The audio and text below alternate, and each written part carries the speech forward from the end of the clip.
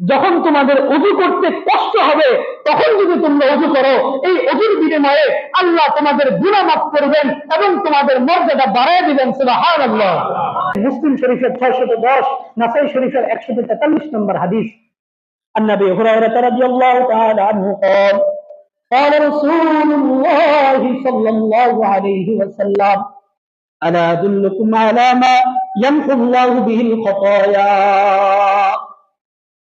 আমি কি তোমাদেরকে এমন একটা আমল সম্পর্কে বলে দিব না, যে আমল যদি তোমরা করো আল্লাহ তাআলা সেই আমলের মাধ্যমে তোমাদের গুনাহগুলো মাফ করে দিবেন, ওয়া ইয়ারফাউ বিহি দারাজাত, এবং তোমাদের মর্যাদাকে উঁচু করে দিবেন। তোমাদের মর্যাদাকে কি করে দিবেন?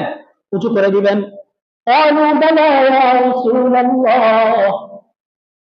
সাহাবায়ে কেরাম বললেন, হে আল্লাহর রাসূল, অবশ্যই আপনি আমাদেরকে শিখায়া দেন, আপনি আমাদের কি করেন?